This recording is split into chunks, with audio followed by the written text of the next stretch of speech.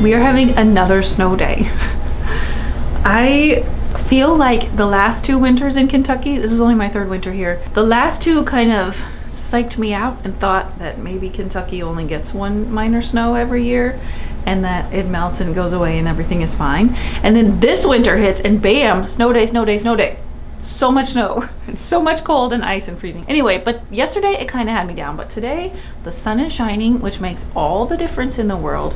And I have cleaned my sewing room. I have closed my sewing room door and I'm gonna work on a quilt today that I've started. I thought, since I'm making more of a traditionally pieced quilt for once, usually I've been making a lot of improv quilts, but this is using an actual pattern and accuracy matters. And so I thought today would be a good chance to show you several tips I have learned over the years for accurate piecing and how to not let your little fabrics get sucked into your sewing machine and things like that. So today I'm going to talk about tips for piecing quilt blocks. I'm Nikki. This is Pencut. So glad you're here. I hope it's warmer where you live than it is where I live. Thankfully, next week it's supposed to warm up. And I do think it's true still, hopefully, that Kentucky winters are short. So in March, I think we're pretty much home free. We'll see. Okay, so let me tell you what I've been working on. I don't often use quilt patterns. I've talked about this before. I much prefer the wildness and the creativity that comes with improv quilting and just kind of going along as I go.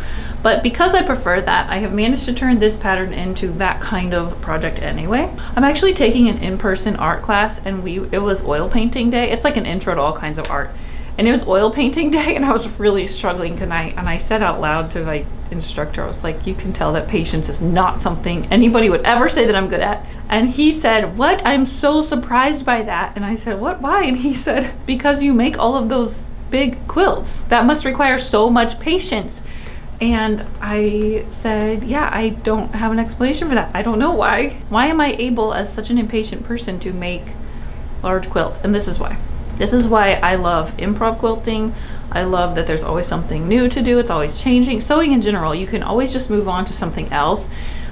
You finish one project, you get the nice dopamine hit from that. It's fun, the process is fun. But what I don't often do is repetitive quilting. Like when I made Layla's flower garden quilt, there was no way I was gonna make hundreds of those hexagon flowers, like forget it. So I turned that into something else that was not repetitive like that. And so I think this is why I struggle a little bit with patterns. So right now I am making my daughter Natalie this top knot quilt. This was on my list of quilts I want to make that I made a video about last year, which was actually really helpful because now I have something in the queue all the time. So I started on this, and what you're supposed to do is pick out a certain number of fabrics. I think you're supposed to have like 5 or 6, but I have like 8 or 9. And so already this wasn't working because it details, of course, what exactly to cut from each color. Well, I have extra colors, so it wasn't gonna work for me already. Also, I am just not the person who wants to pre-cut hundreds of pieces for any reason. I would so much rather, even though it takes longer, this is leading into tip number 1, don't worry. Even though it takes longer, I would rather just cut and sew 1 block at a time. And so that's what I've been doing on this quilt. Because also, after I cut all those pieces, I definitely don't want to sit there and like mark hundreds of half squares or whatever and then sew all the pieces at the same time. Not only do I get confused and sew things out of order or to the wrong things, I just think it's a lot more fun and it keeps me a lot more interested if I cut and sew 1 block at a time. So my first tip is to just slow the heck down. Quilting is not a fast endeavor. I think we all know that. I think we try to make it fast though. And sometimes, yes, you may have a deadline, you may need to get something done quicker, but output is not necessarily the goal. You don't need to make a quilt fast usually. And if you enjoy the process, let yourself cut and sew more slowly and put it together 1 piece at a time, then you will not hate it by the end. Whenever I have felt pressured to finish something quickly under a deadline, I have almost not even wanted to look at it when I was done. So my first tip is just let it be slow. Let it be slow. Okay, my second tip is really to strive for accuracy, not only in your sewing, but also in your cutting. I'll give you tips for the sewing part in a minute, but also to cut with accuracy. So sometimes if you're cutting like a lot of strips at once, things start to get more angled and you need to re-square. Take the time to re-square. 1/8 of an inch, 1/4 of an inch, it really makes a difference. So cut carefully and cut accurately. I have this bow block already. I cut all the pieces out. And so I'm ready to sew this together, but even just the tiniest bit of discrepancy in your cutting can make a big difference in the size of your block when you're done. So try to cut with accuracy. Something else I do for accuracy is mark with an actual marking utensil my diagonal lines. I understand that when you're making a lot of half square triangles or whatever, it's tempting to skip this and use a different method instead. I know some people have like lasers on their machines, but I have never found anything more accurate than just marking it. I know it takes longer, it takes a second, but again, we're not doing this for speed, right? So not only do I mark it, I then pin it. This pattern has a lot of what we call stitch and flip, so I'm going to stitch here and then trim that off and flip this over this way. And if I sewed it a little bit crooked or a little bit wrong, then it would just flip like this and not even look like a square like it's supposed to be, if that makes sense. And that's not even that off. Do you see? It's just a teeny 1/8 of an inch off. So I always mark carefully. So I'm going to prep all of these first by marking them. Then when I sew them, I'm gonna sew them just barely toward the corner. So not exactly on the line, but if I have to err, I'm gonna always err on this side because the fold itself takes up some space. Okay, so these pieces are all ready to be sewn, and then I'll have some more little corners to sew on afterwards. So let me take you over to the sewing machine and give you some tips over there too. Okay, so if you've pieced small things before, you might have gotten frustrated like I used to, that things like little pieces and corners tend to get like shoved down into the machine and cause thread nests and clogs, or just mess up your little quilt piece you're trying to sew. There are a few things you can do for that. The first is to use a brand new needle. So the sharper your needle is, obviously, the easier it's going to go through the fabric. The second, not all machines have this, but my machine came with a stitch plate that's for a straight stitch only. So it has one hole in the middle instead of a large hole here for like a zigzag and things. This really does help because the fabric can't go into the space in front of the hole because there is no space in front of the needle hole. So if your machine has one of those, it can be useful. If not, don't worry. So I'm gonna go ahead and change my needle. I just like the Schmetz brand. I use 80s for quilting. Okay, something I talked about in last week's video, I talked about these little fabric scraps that I call leaders and enders. Somebody in the comments said that she calls them spiders because they end up with a bunch of like thread legs, which I think is a little creepy. But I call them leaders and enders. And what these do is they give you like an entry and exit for chain piecing. And I'm going to explain chain piecing too, in case you don't know what that is. Chain piecing is just, you're putting one piece in after another without breaking the thread after sewing each seam. And it is much easier when you have a guide. So when you're chain piecing, when you're in the swing of it, the first piece guides the next piece and you don't usually get anything clogged or nothing gets shoved down into the machine. But the first piece can be tricky because you don't have anything to guide it. Feed dogs aren't holding anything yet. So what this does is go through the machine first so that your feed dogs are glommed onto something so it can just keep feeding the next pieces through. And then at the end of the seam, you feed another scrap through and you just trim them off and you keep switching to continue chain piecing your quilt pieces. Let me show you exactly what I mean. Okay, so I have a stack of pieces here ready to sew, but before I put those through, I'm gonna just send my scrap through. Oh, wait, an interim tip. When you're piecing, lower your stitch length. I usually use a stitch length of 2. For piecing, you want to use a smaller one, and I use 2. This helps it so that your seams don't come apart as easily and that your seam is just a little bit stronger. Okay, so now that I have my scrap through, I'm gonna go ahead, I'm gonna stitch on all the diagonal lines I made. And you'll see how the machine just grabs the next piece without any drama of sucking it down into the sewing machine. Ow, I stabbed myself. Now I can feed the next one. Even though these are diagonal pieces, chain piecing still works. Sometimes if you can't quite get it to go through, it does help to lift your presser foot and put it right up there on the needle.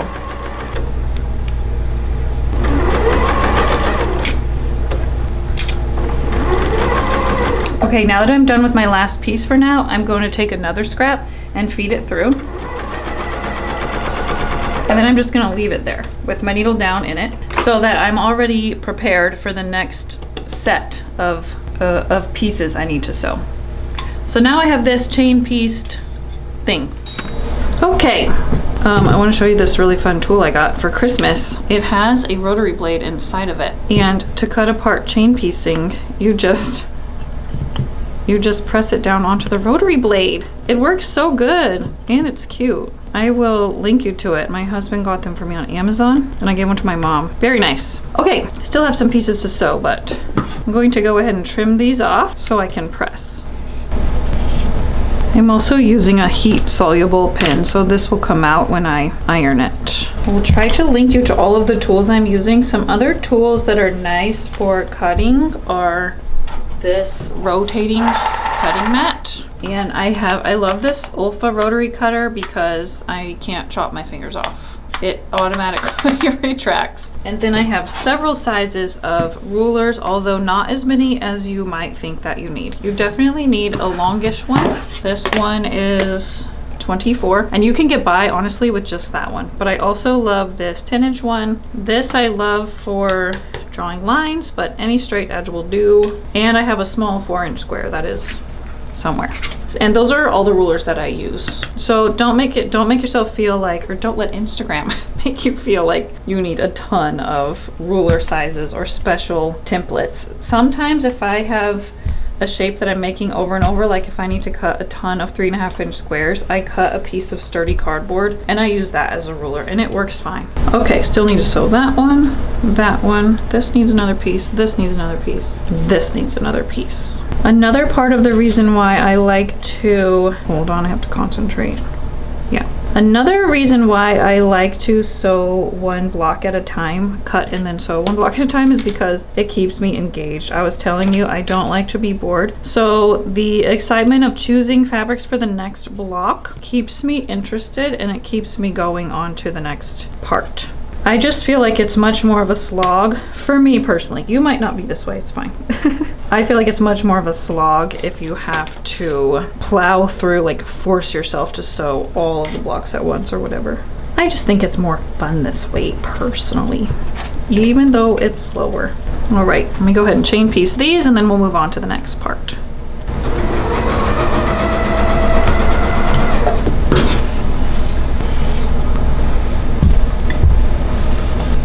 Okay, I'm ready to put my block together in sections. I like to lay it out on a mat or a big ruler like this. I guess I have one big square ruler, but I only use it for this purpose. It's kind of funny. I like to have something like this so I can move it over to my sewing machine once I've laid it out. This goes here, here, this goes here, nope, here, here. So now this is when accuracy really matters. When I first started quilting, I was working my way through a book with several different quilt blocks, and I found that some blocks turned out too big and some blocks turned out too small. And when you're trying to make a quilt, that doesn't really work. The problem was 100% my seam allowance accuracy. I was just kind of winging it, and then of course the more seams you have, if you're 1/8 of an inch off, then it's shrinking every time you sew a seam larger than 1/4 inch, and the more seams you have, the more it's going to shrink. And so that's why I had such a discrepancy in my block sizes. So the most important tip I can give you is to purchase a 1/4 inch foot for your sewing machine. Let me show you what that looks like. Okay, so for the 1/4 inch foot for my machine, looks like this. It has a black ledge here. This is what they all look like. And when I put this foot on, my machine knows, because it's a smart machine, I need to push number 7, and that's an exact 1/4 inch from my needle. So then I can just run my raw edge along this black edge here that it has, and that's going to be an exact 1/4 inch. If you don't have one of these and you don't want to get one, which I highly recommend that you do, you just need to test on your regular foot and see exactly where on your foot, maybe even put a piece of washi tape on your sewing machine and test out which spot on your foot is an exact 1/4 inch. And if you're going to err one way or the other, always err toward a scant 1/4 inch, which means just a teeny bit less than a 1/4 inch, which is better than more, because like I said before, this bulk of the seam, when you press it, takes up some space. So it's your block is more likely to be too small than too big. So err on the too small side. I mean, err on the smaller seam side is what I'm trying to say. Okay, so often when I'm making a block like this, I'm popping this foot off and popping this one on. It's not that big of a deal. It's easy to do. And now I have an exact 1/4 inch. All right, I've pinned several pieces that need sewn. They don't even have to all be the same piece. Some people only use chain piecing if you're sewing the same piece together over and over, but I use it all the time. I even use it when I sew clothing. As many seams as I can do in one sitting, the better. So I'm gonna go ahead and run my leader through, even though it's a 1/4 inch foot, and then I'm going to start sewing these. When I come to a point like this, let me show you on this one. You know, when you sew points together, you always have a 1/4 inch left right here, and that is on purpose. So when you have a finished block, it may look weird on the sides because those don't have seam allowances yet. It's supposed to be like that. I've seen people square up blocks when they're all done to cut off these seam allowances. Don't make that mistake, because you need these in order to have this nice perfect point when you sew it together. So it's easy to see where I need my needle to go and if my seam is too big or too small, because I want my needle to land exactly on this point right here where my previous stitching intersects.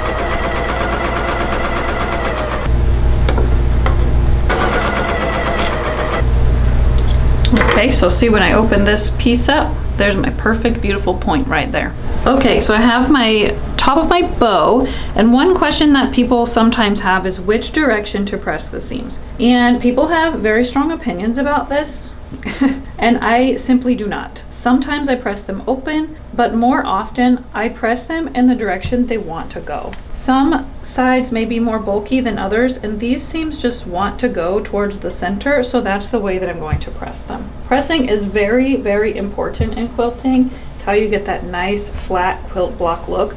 But I also think that this is one of those things people overthink, and there's products you can buy like Best Press, and some people starch their fabrics before they start, and some people have like fancy clappers and things, and those are all great things, but I have never made a less good quilt because I didn't have any of those tools. Whoops, this goes this way. So don't make yourself feel like regular old ironing is not good enough. I do often at the end, once I have a whole block made, I go over to my big iron and use steam or water spritz to get it nice and flat, but even then, only sometimes. In this case, I'm going to press this in the direction of the solid because there are no seams there, so there'll be no bulk there at all. Some people might do the opposite thing because the solid is a light color and you can see through it. What I'm trying to say is it doesn't matter that much, so don't overthink it.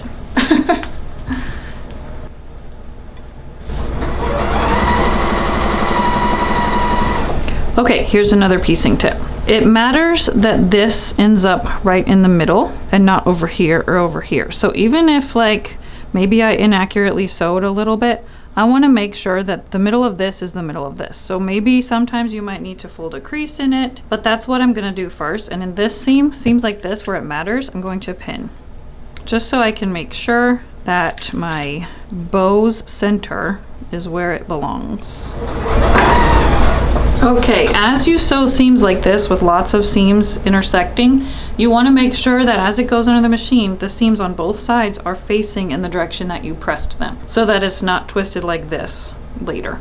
If it does happen, you can either redo it or you can just snip a little bit, like right here, and press it the way that it's supposed to go. Kind of a quick fix for that problem. All right, here's my finished bow block. Before I go put this on the board and show you the other blocks I've made, there are some tips I want to give you that weren't applicable to this block, but might come up in other blocks. So let me just cut 4 squares really quick. I made a block last night. I should show it to you. And this made me think of couple certain techniques. It was this one. Isn't this so cute? I was so over the snow and the cold yesterday and I had to make something happy, so I made this. And you can see that these seams back here are all nested together, and that really helps to reduce bulk. What I mean by nested is one goes this way and one goes that way. So let me show you how to get accurate intersections on a quilt like this. So first I'm going to chain piece 2 and 2 real quick. Okay, so now I have 2 little strips. Imagine these are larger strips and you need them to go a certain direction. I'm going to press some of the seams facing my right, and in the row below it, I'm going to press those seams facing left. So the seams are in opposite directions. Now when I sew these rows together, no matter how long the row, all of the seams will match, and the seam just nests perfectly together like this. Sometimes though, when you're sewing it, the presser foot or whatever gets off and you still end up with a wonky seams. And so then when you open it up, it maybe looks like this and it's not a perfect match. To prevent that, you can, instead of sticking a pin right here in the center, if you pin very close to the seam on either side, this works really well when you're putting big blocks together into a quilt top. This helps everything line up perfectly. So when I sew this, I'm going to take this pin out at the last second and then this pin out at the last second. Let me show you. Oh, harder to do with a 1/4 inch foot.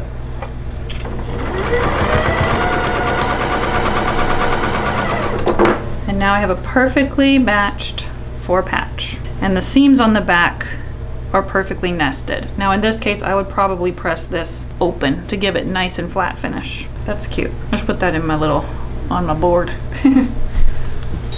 Okay, I hope this has been helpful for you. I would absolutely love it if you dropped in the comments your tips for very accurate quilt piecing. I also just want to add that nobody is looking for perfection in your quilt. Quilting is not a perfect art.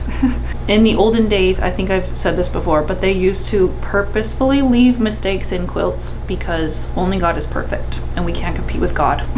I was in New Orleans touring one of the very cool buildings. No, not New Orleans. St. Augustine, oldest city in America.